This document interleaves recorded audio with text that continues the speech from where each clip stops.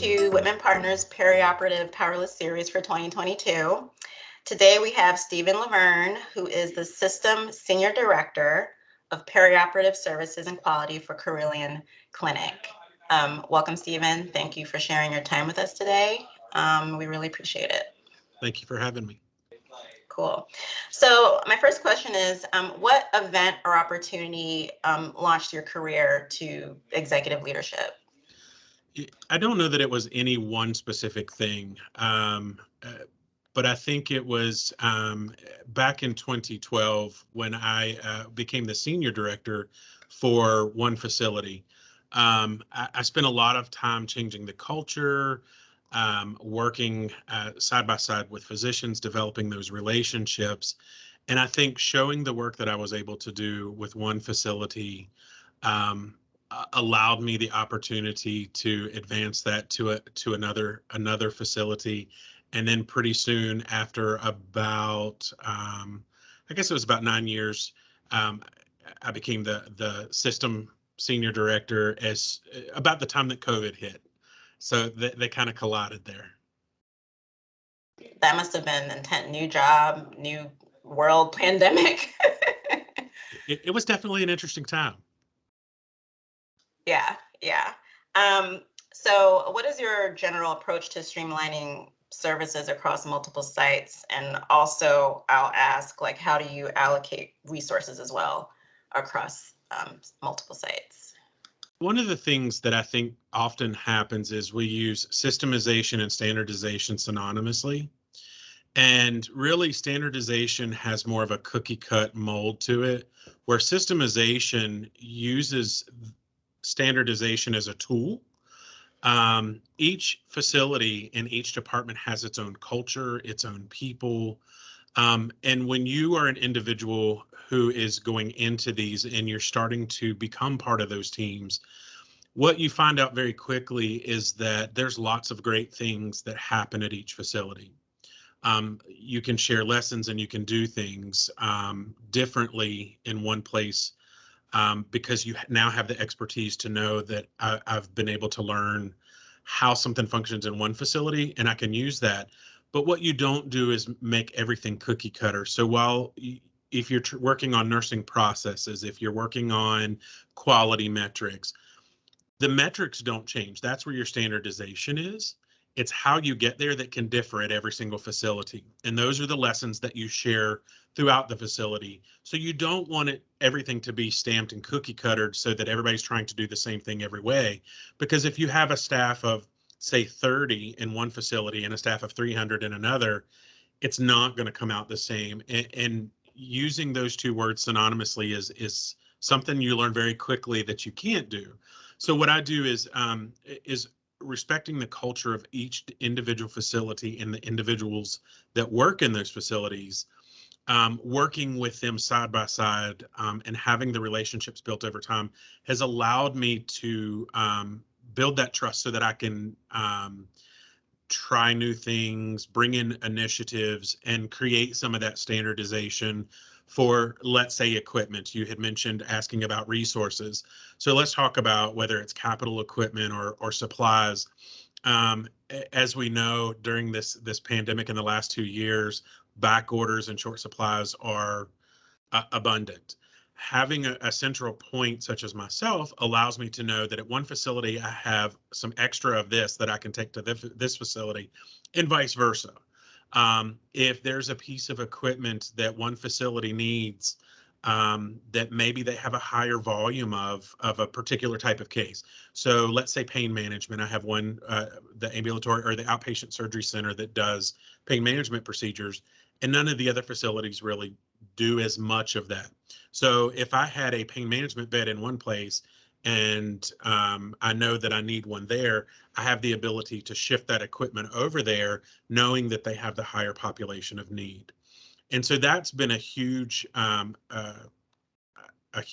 plus in having this role, is being able to know what equipment exists across the system and being able to share that out.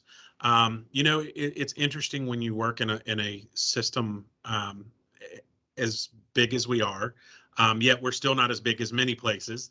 that while you have, 6 or 7 different facilities, it's real easy not to know what kind of equipment exists in places, and people aren't always having those direct conversations because they don't know who to talk to.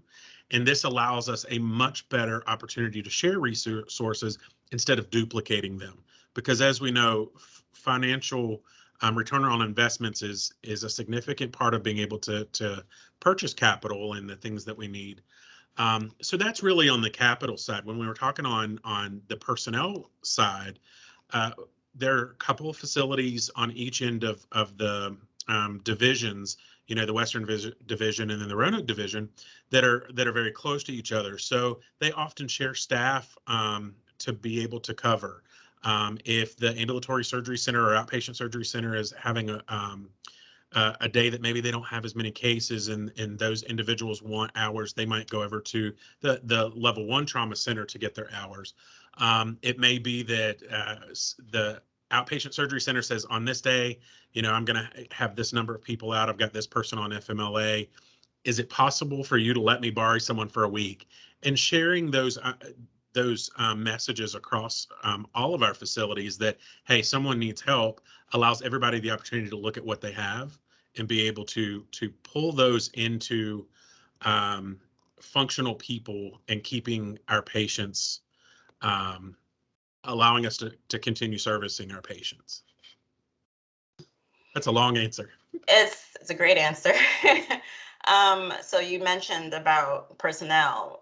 How has your system handled burnout? How have you handled staffing shortages? Staffing shortages is definitely something that we have to keep our finger on every single day, in looking at how can we gain efficiencies and still maintain our throughput and being able to service our patients of all different specialties, while staffing is maybe not where it could be. And one of the things that we started with was optimizing with myself and each of the bigger facilities that has the larger number of cases.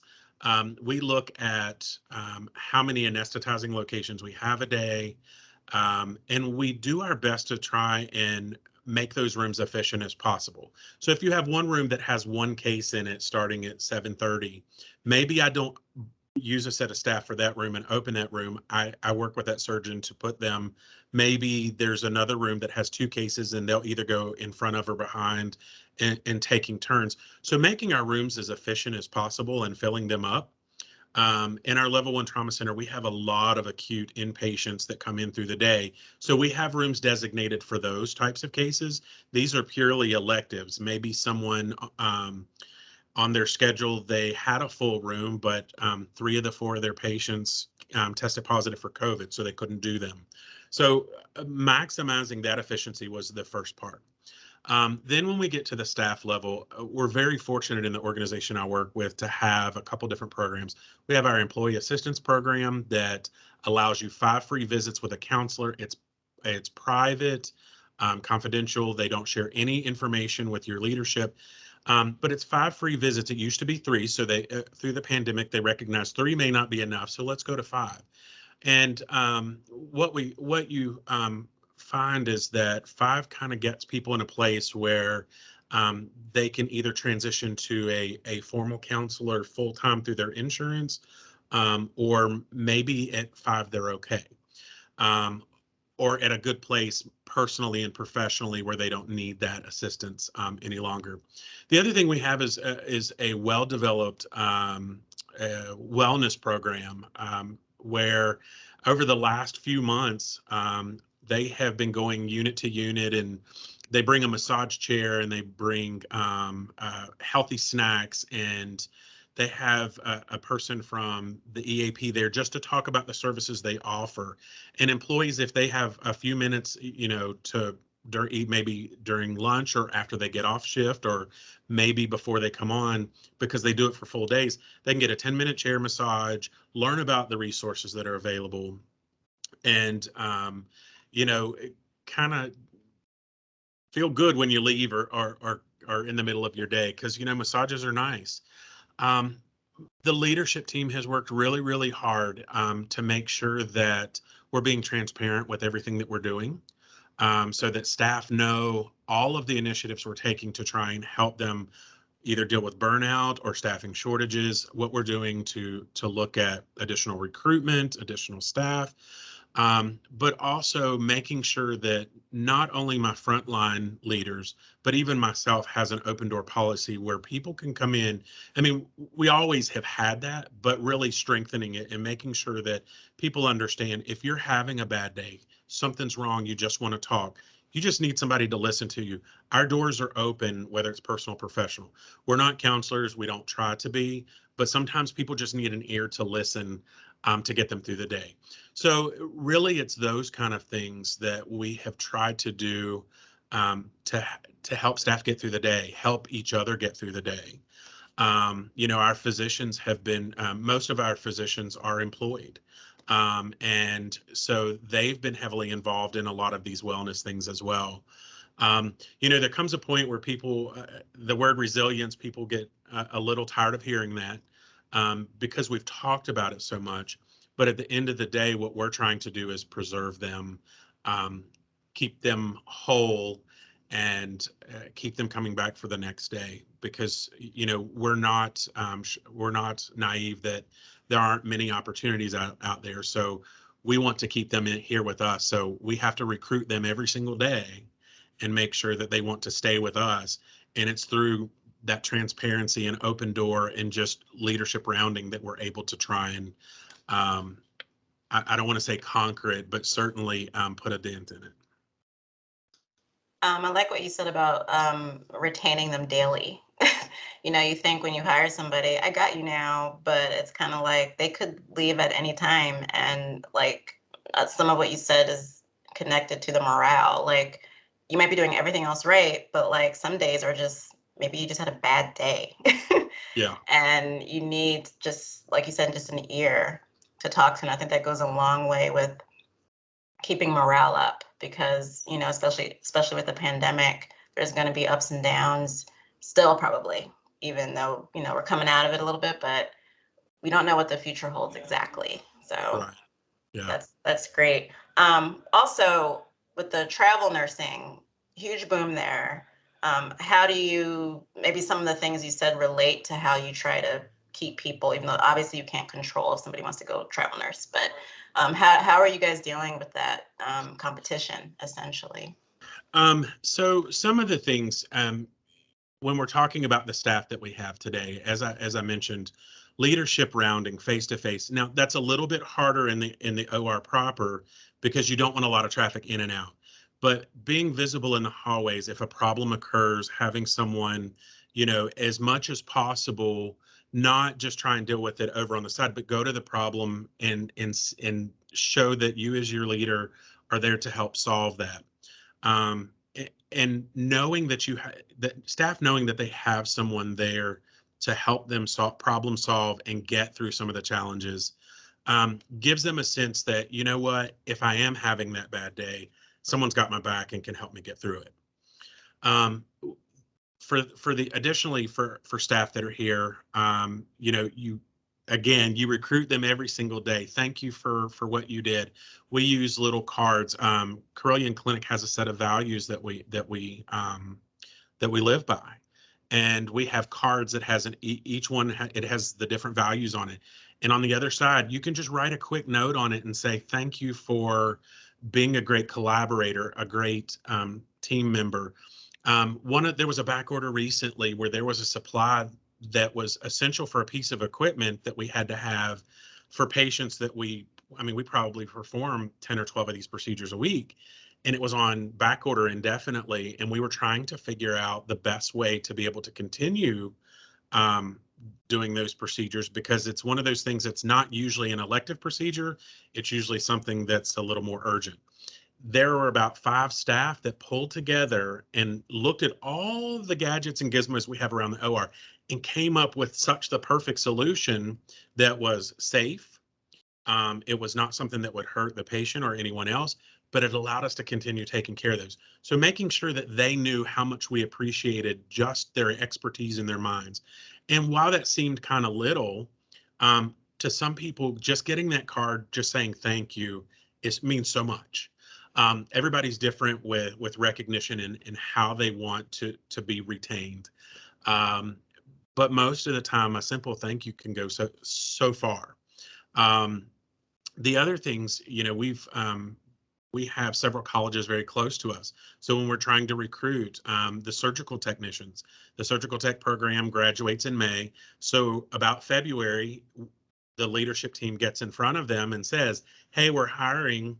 Who's ready to come work?" A lot of those do clinicals in our facilities already, but that's our time not just to assume that they're going to come work for us, but to say, "Hey, we saw you in the clinicals. We want you to come work with us." And you do that same thing kind of with the nursing programs as much as possible. It's been limited during this pandemic, but getting in front of programs because they don't get a lot of time in the OR. So if you can get in front of them and even just encourage them to maybe do their practicum with you, because at the end of their nursing programs, they have practicums. When you're talking about central sterile and pre-op and post-op, those are great places for people to come shadow and learn and potentially become your employee. And what we emphasize with our staff too is that when you have these people in your departments that are doing these shadowings and they're doing their practicums, recruit them. Help them become successful in their practicums, and they're going to want to come work with us. So there's lots of different little things that we do and try on every single day, but you can't let your finger off of that. Because that's where we get into trouble. The final thing that we do is if someone comes in the office and says, I'm thinking about traveling or I'm thinking about doing this, is we do stay interviews. Um, you know, what will it take to get you to stay? Why have you stayed this long? What has changed that makes you want to do this? There are some that it's totally a financial decision. But those are the ones too that you want to say, what, if something changes, please, you've got a home here. This is your home and you're welcome back anytime. So not only are you talking to them about why they've stayed and how you can get them to stay, but also if they still make that decision to step forward, making sure they know that they have a good place to come back to, that it's their home. And some people, I mean, we've had a couple who went traveling, were gone 2 weeks and said, I thought I wanted to do this, but I'm glad I had a place to go back to. And thank you for saying that. Do you want to stay on flex time and maybe work 8 hours a month with us just to hang tight with us? Any flexibility you can offer people, any way that you can get them to just hang on a little bit, may be enough to bring them back to you if they choose to leave. So all kinds of different little things that we do, not one magic thing, but it again, it does require that you stay on top of it every single day. You can't let your finger off of it because the current climate of travelers is they can swipe them up pretty quickly. Yeah, totally. You're the second person that said this, where they kind of were like wanting to keep that relationship. Hey, if you want to go travel, obviously we can't stop you, but you have a home when you want to come back. I think that is incredible. Yeah. Yeah. We at this point, most of our employees have been with us through this whole pandemic, and they have weathered a lot of this storm with us. And if there's a chance that we can get you back at some point, we want to do that. Yeah, yeah. So you said that you accepted this position pretty much right when the pandemic started. Has it changed your leadership style at all, or what kind of lessons, I guess, have you learned about leadership during this very historical time? If there is ever a time where situational leadership is the most appropriate model, this is the time. I accepted this role in January. Um, the pandemic started in March. And so I was just starting to visit the facilities that I had not had before, and getting to know people. And then it was kind of like, okay, a big halt on traveling to other facilities because we didn't know what was going to, we didn't know anything about COVID at the time. And so then I was trying to build my relationships through teams. And at that point, what if I didn't know it before, it's maintaining open and constant lines of communication was more essential than ever before, because you can't be there in front of them. So even if it's menial things, just communicate it out. Daily emails. I would send weekly emails to my leadership team on Fridays for a while that were not about the day-to-day things and all the policy changes, but it were things to try and encourage them. Hey, this has been a tough week. We know it's been a tough week, but hey, here's some lessons that we've learned. For what it's worth, if this is helpful to you, please use this the next week. There's some motivational speakers that I had a couple of videos on, sharing those. So it was really about teaching myself how to weather that, but also teaching my team what tools can I provide them, because the policies and procedures around COVID changed twice a day, if not 3 times. Um, and it just seems like you were constantly sending that out, but there had to be a break in that somewhere, where what you sent out was not so much about all this going on, but hey, here's some things for you to use next week in trying to manage all of the stress and workload. And that's kind of how it's been. Typically, I have always tried to be a servant leader, and um, I am here for the patient, and the patient is always first. And making sure that they have a safe, high quality experience has always been the top priority. With staff being right there with it, making sure our staff are taken care of. In this, it has it I wouldn't say that my style has necessarily changed, other than being more in depth with the situational piece, but it's really forced me to build and hone in skills that maybe were there before, but I wasn't using them as much. So it's required a lot of change in self-development. I've probably read more books about leadership and how to weather storms. And um, when I have weekly meetings with my teams, or every other week meetings with some of my teams, I share these tools. I share the things that I've learned, and make sure that they have tools to do their job, because they're going through the same things I am, and they're closer to the front line than I am. So really, it's about being a servant leader, but also knowing that the situation was changing moment to moment for months and months.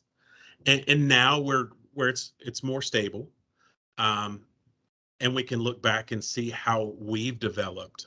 We've even had that conversation a couple weeks ago about how we've developed as a leadership team, in hopes to better serve our staff and better serve our patients.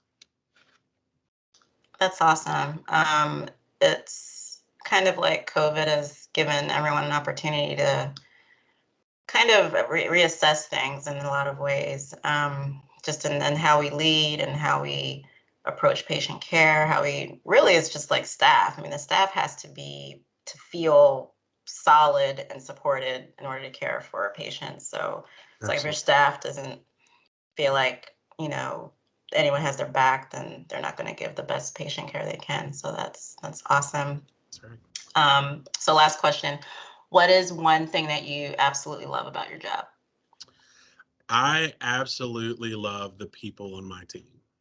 Um, I am very fortunate to work with 360 degrees, leaders above me, leaders below me, staff. I work with some of the most caring people, and selfless people. They are here to improve the health of the community we serve, which is our mission, and they live that mission, and they live our values every single day. And that's what I love about this job, is because I learn a lot from them and how they do things.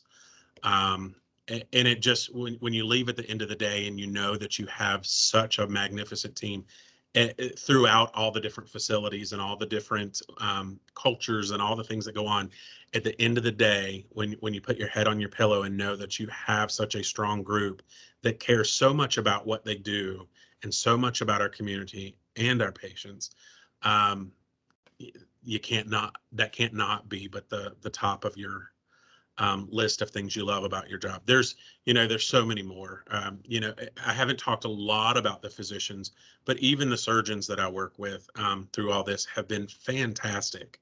And that's what makes the Carilion Clinic culture such a wonderful culture. It makes it a wonderful place to work. Great. Thank you so much. Again, thank you for joining us, Stephen. I appreciate everything you do. We all appreciate everything you guys are doing to have our backs as people that need healthcare or will need healthcare at some point. So thank you very much. Thank you for having me.